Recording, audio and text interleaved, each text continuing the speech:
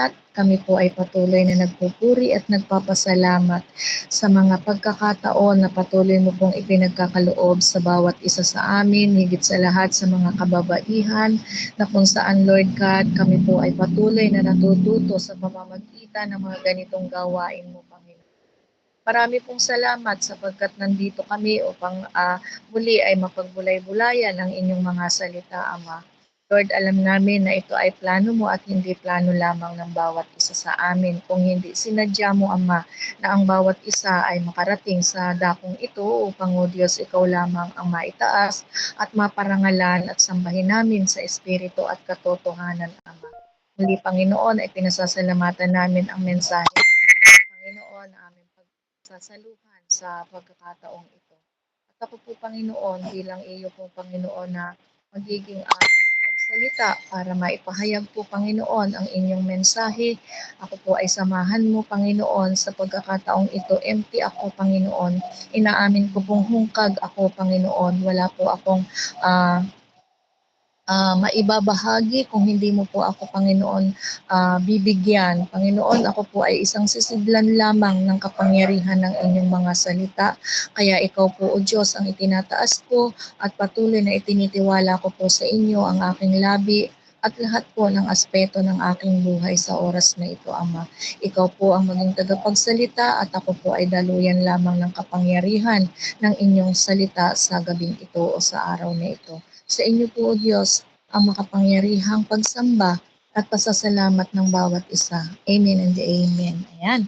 Purihin po ang Panginoon. Ayan, huwag niyo na po akong paghanapan na makapagbukas pa ng camera. Ano po, at ako po ay talagang sabi nga ay mas gusto ko po na maramdaman at lalo niyong makita ang ating Panginoon at hindi yung aking pagmumukha. Ayan, purihin po ang Panginoon. Tayo po ay pangingitiin ng ating Panginoon sa pagkakataong ito. Tayo po ay nasa chapter 19 pa rin ng Mateo, po?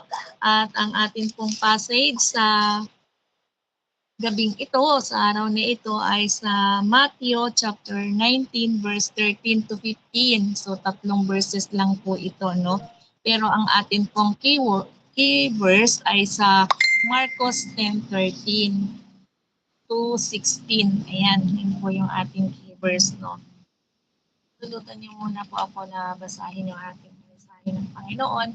Ang sabi po dito sa chapter 19 ng Mateo, verse 13 to 15, pinagpala ni Jesus ang maliliit na bata.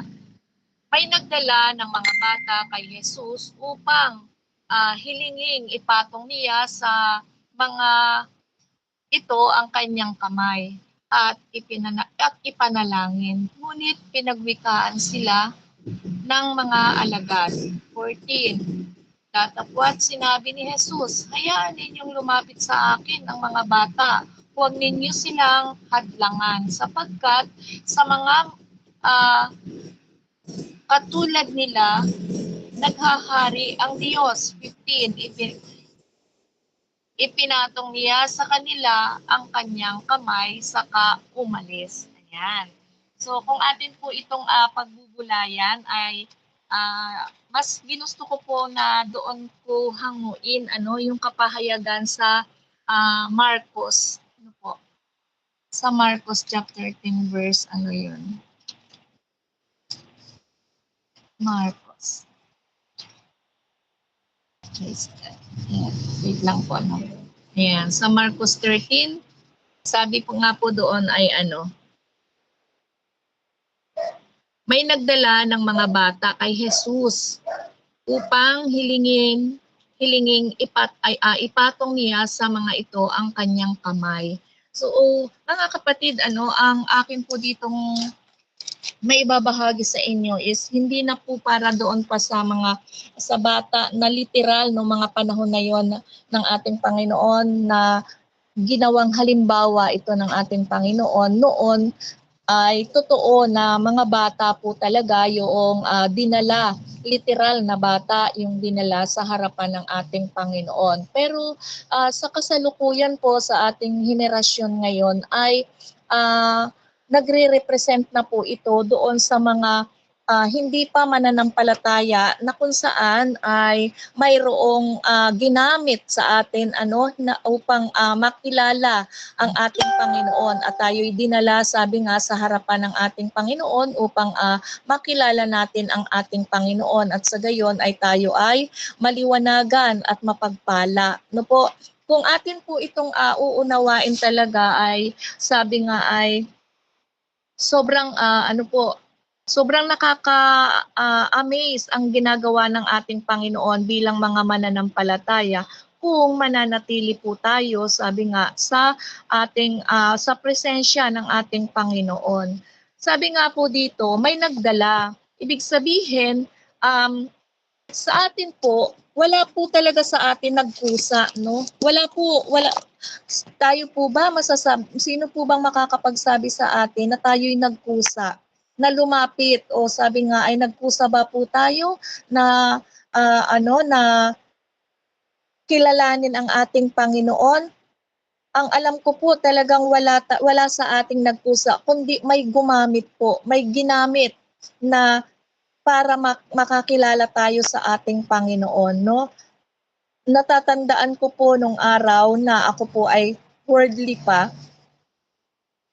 Ako po ay pinahintulutan ng Panginoon na magkasakit sa hindi maintindihan karamdaman, no? Na kahit saan ako dalhin na hindi ma-detect kung ano talaga ang aking dinaramdam physically, no? Pero dumating po dun sa point na may dalawang tao na babae po, mga kapatid, no? Napakaganda kasi mga women's tayo. May dalawang babae po na ipinadala ang Panginoon sa aming tahanan. At yun po ang ginamit ng ating Panginoon. No, simula po noon, sabi nga ay although marami-rami ng beses na yung dalawang babae po na yun ay kumbaga ay nakakausap ko, at laging word of God po ang isinishare nila sa akin, pero ako deadma lang, wala po akong pakialam, no?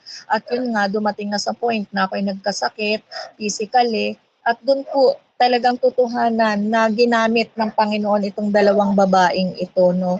Ang una po nilang step sa akin is ipinabasa po yung Bible doon po sa Psalms 50.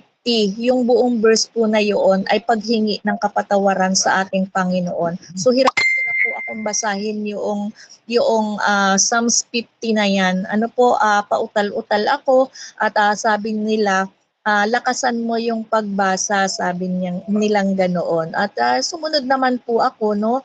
At dahil ako po ay masama ang pakiramdam, ay sinikap ko na talagang basahin po yon kahit napakatagal bago matapos yung yung Psalms 50 na yun na pinabasa nila sa akin. And then after that, ako po ay ipinanalangin. Pero ganun pa man, sabi nga ay parang wala pa lang din sa akin, nakafocus po ako dun sa aking physical na karamdaman. Yun po yung panahon na yun.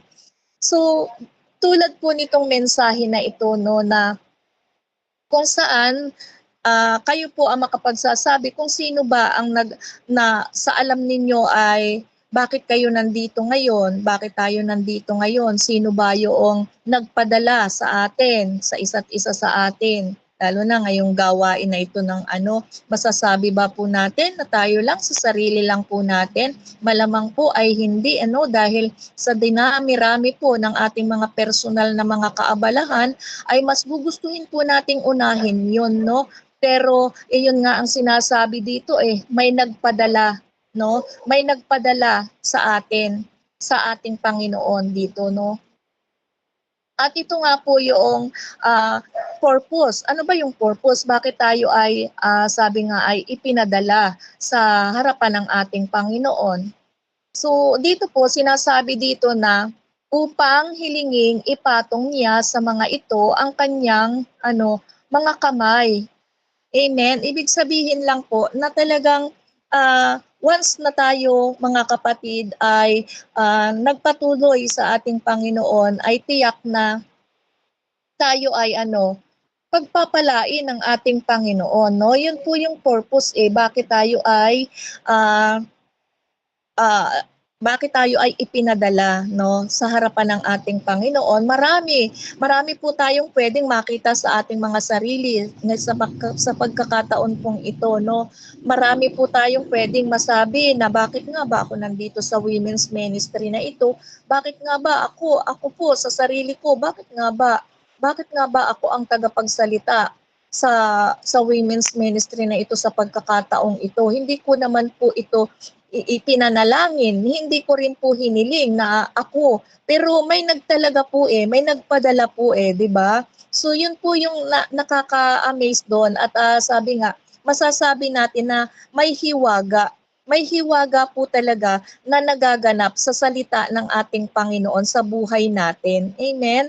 Na kung ito ay sabi nga ay hindi natin talaga iintindihin at pahahalagahan, ay parang wala lang din, no? Para lang tayong sumusunod kung ano yung iniisip natin, kung ano yung gusto natin, ganun lang po. Pero hindi po iba po ito, iba itong sinasabi dito sa atin.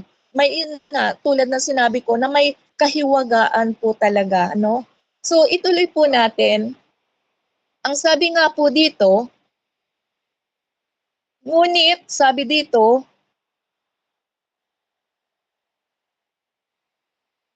si Jesus, sabi dito ay ito pala po yun. Sabi dito sa verse 13, pinagwikaan. Sabi dito, pinagwikaan sila ng mga alagad. Ibig sabihin, ano mga kapatid, bagaman tayo po ay, sabi nga ay, sabihin na natin na ang banal na Espiritu Santo ang kumilos sa ating mga buhay para tayo ay pumunta sa dakong ito ng women's ministry ngayong pagkakataon, no?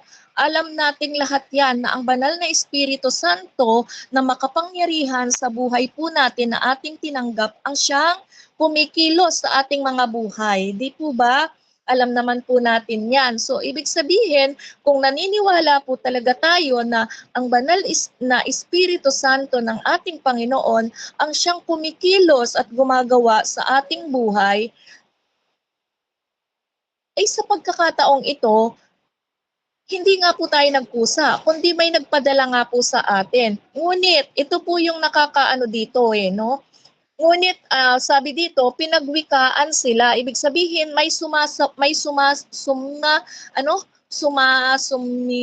ano yun?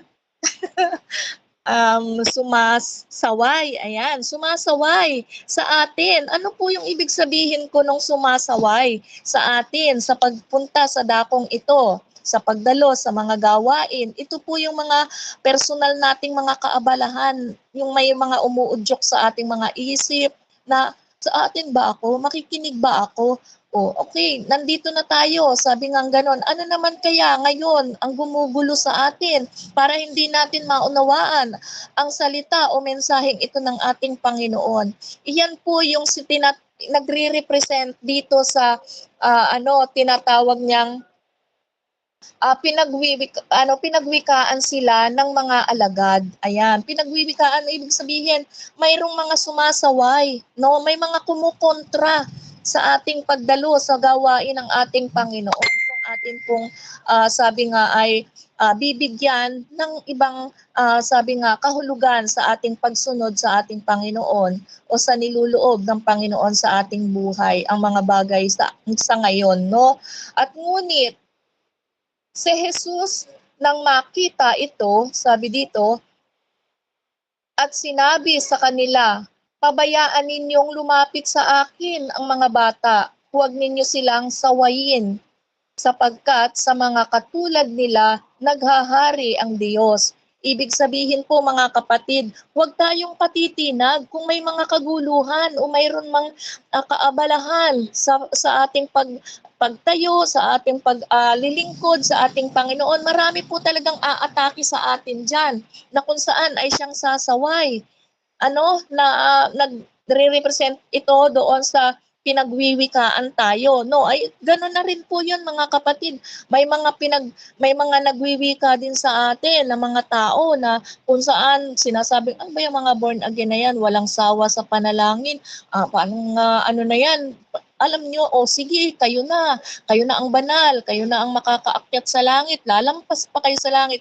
Hindi po ba ganyan yung mga maririnig natin dun sa mga tao na wala naman talagang totoong pagkakaunawa sa liwanag na dulot ng ating pinag-aaralan na salita ng ating Panginoon.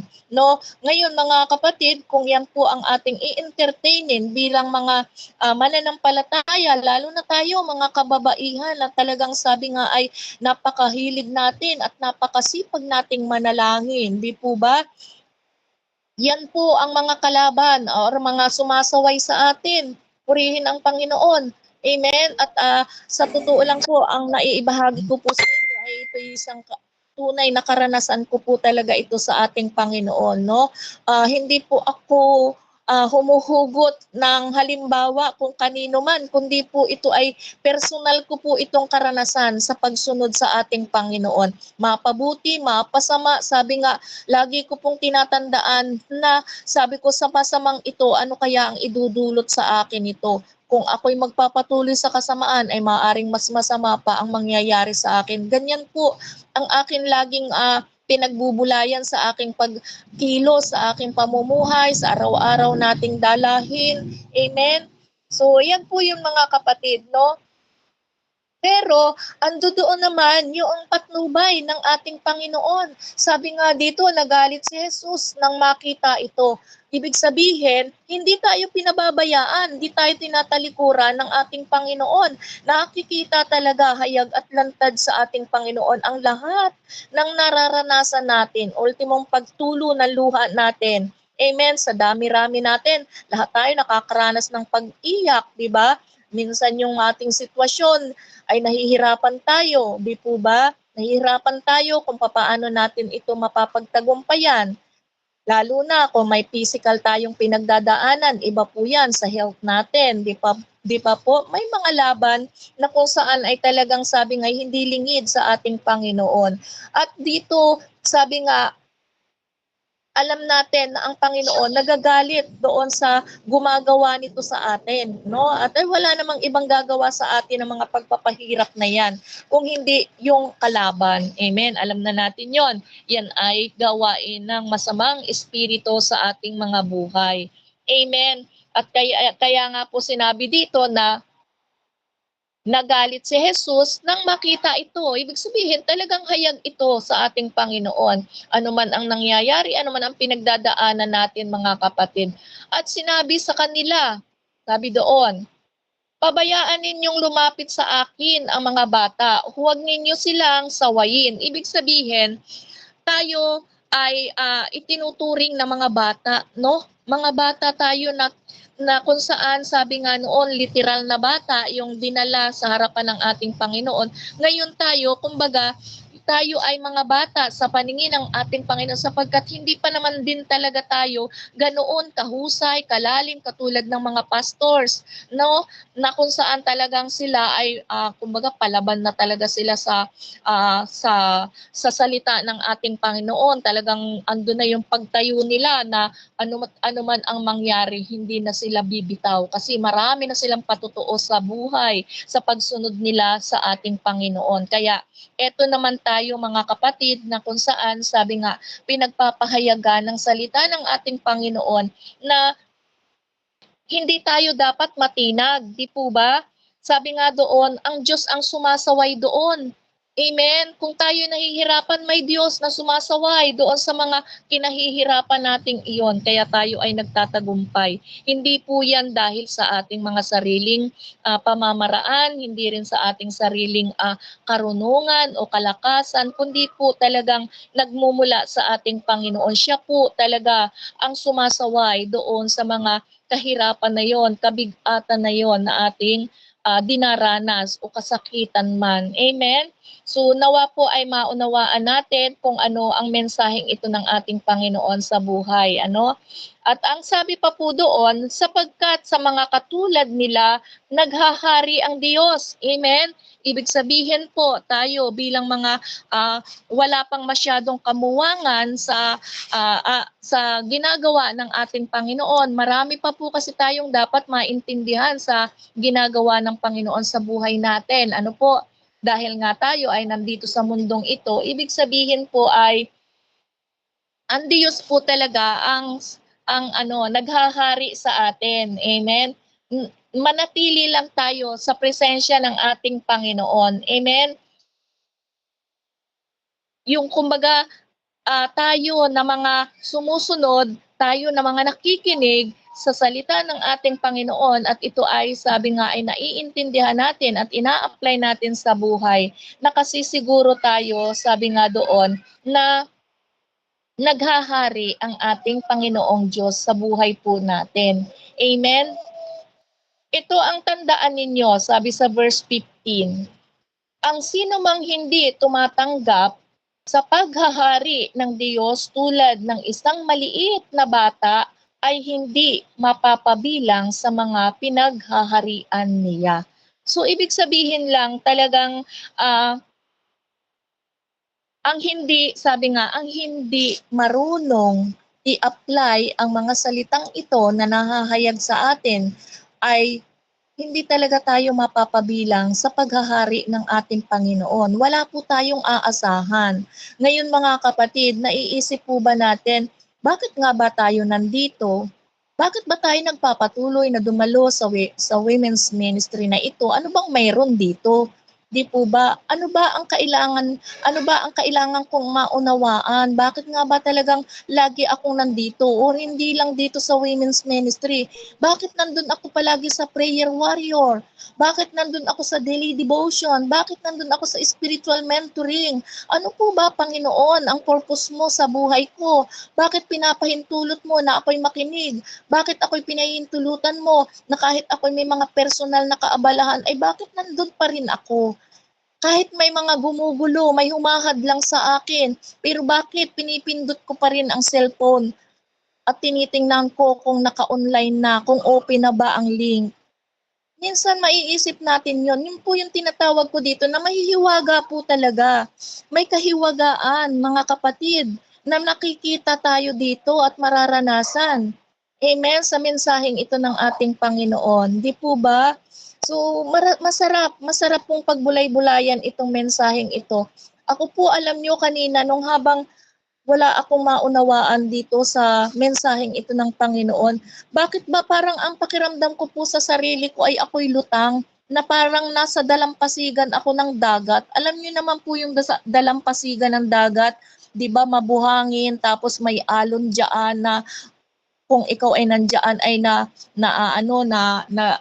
nadadaanan ng maliliit na alon, yung mga paa mo kasama ng buhangin. Yung ganun po yung pakiramdam ko kanina. At parang naglalakbay yung feeling ko. Mga kapatid, yun po yung feeling ko kanina habang gustong-gusto kong abutin. Ano bang mensahe mo ito, Panginoon? Bakit walang lumalagay sa isip ko, sa puso ko? Yun po yung nararanasan ko. At paulit-ulit ko po siyang binabasa. Sabi ko, wala talaga Lord, ano po ba? Wala po akong maiihayag. Ano po ba ang plano mo? Bakit mo po inalaw na ito ay aking tayuan? Kung wala naman po ako mauunawaan. At hanggang sa dumating na po ako dun sa point na ako'y inantok, sige, itinulog ko na lang po muna mga kapatid. At yun po, habang ako'y parang nakakalimot na sa sarili ko kanina, naramdaman ko na parang may mga sumasaksak na sa isip ko, may pakiramdam po ako kakaiba na, at yun nga po na-confirm ko na may hiwaga talaga ang salita ng ating Panginoon sa ating buhay. Hindi po talaga natin ito maiintindihan hanggat hindi ng Diyos alam na or nasisiguro sa atin na talaga bang yung banal na espiritu, yung presensya ko ay iyo bang nararamdaman? Ikaw ba talaga ay totoo na sa akin? Yun po alam talaga ng Diyos, sukat ng Diyos kung hanggang saan yung pagkakaunawa natin sa mga salita niya. Amen. At doon ko po na-realize, na sabi ko nga kanina, Lord, salamat kasi mayroon na, may laman na yung hungkag kong kaisipan sa iyong mga salita. Di po ba may hiwaga? Amen. Pero nung nag-uumpisa pa lang ako, isang basa ko pa lang, ay wala talaga. Parang ayaw ko ng tayuan, mga kapatid Kasi wala namang kwenta. Parang ganun po yung ipinapadala sa akin ng kaaway. Pero sinikap ko po mga kapatid na damahin, ano po ba talaga Panginoon ang purpose mo para unawain ko ito sa buhay ko. Iyon po pala may itinuturo sa akin ang ating Panginoon. At alam ko sa bawat isa po sa atin dito ay mayroong nilalagay ang Panginoon unang-una sa puso natin at siyempre sa isipan natin. Amen po. Nagpapahayag po ang ating Panginoon. Sabi dito sa verse 16, at kinalong ni Jesus ang mga bata, ipinatong ang kanyang mga kamay sa kanila at pinagpala sila. Amen. Praise the Lord. Yun po yung pinakamaganda doon. Na bagamat dumadaan tayo mga kapatid sa mga iba't ibang pagsubok sa buhay mga kapatid, kapag nandun na talaga sa tugatog na yon ng ating pananampalataya, kumbaga sa ano ay naaabot natin, yung faith na yon na talagang si Jesus Christ lang ang ating pagtitiwalaan, ng ating mga pinagdadaanan.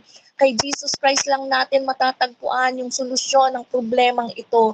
Sabi nga natin, ando na yung pagpapala, ando na yung sabi nga solusyon doon sa ating mga problema. Amen po ba? Naranasan na po ba natin itong mga bagay na ito mga kapatid? Sa akin po, danas na danas ko mga kapatid ang mensaheng ito ng Panginoon. Sabi ko nga, Lord, salamat kasi mayroon akong maibabahagi sa aking mga kapatid. Purihin po ang Panginoon na bagaman hindi po ako sanay ng pag-aaral na may number 1, may number 2, number 3. Ano po, katulad ng ibang nagpapahayag po, hindi ko po kaya mga kapatid yung mga ganon. Hindi ko alam kung saan kuhuhugutin yung katuruan na yun. Pero alam ko may kanya-kanya pong kaloob ang Panginoon sa bawat isa sa atin. So ako po talaga ay nandoon sa presence na kung saan ay ipinaranas ng ating Panginoon sa buhay ko. No po, at alam ko po mga kapatid na isa't isa sa atin mayroong naranasan at patuloy na nararanasan sa ating Panginoon tulad po ng mensaheng ito ng ating Panginoon. Bagaman po at maiksi pero alam ko mapagpapala po tayo ng mensaheng ito ng ating Panginoon. Kaya glory to God po sa buhay ng bawat isa at pagpalain po ng Panginoon ang salita niya sa ating mga buhay. Tayo po ay manalangin. Aming Diyos, maraming salamat po Ama sa kapahayagan mo sa buhay ng bawat isa patungkol po dito sa mensaheng ito na tulad ng isang bata na kami Panginoon ay dating walang kamalay-malay kundi ang sumunod sa aming mga magulang dahil ang alam lang namin lahat ng sinasabi at ginagawa ng aming mga magulang na nakikita namin ay pawang tama. Katulad ngayon, Panginoon, na kami ay kumilala at tinanggap namin ang iyong banal na Espiritu Santo sa aming mga buhay. Wala po kaming ibang makita kung hindi kay buti mo, Panginoon. Napakadakila mo sa aming mga buhay. Marami pong salamat, Ama. Ito po ang aming dalangin sa pangalan ng aming Panginoong Yesus. Amen and amen. Marami pong salamat and to God be the glory. Amen. Maraming salamat po, Nanay Andre.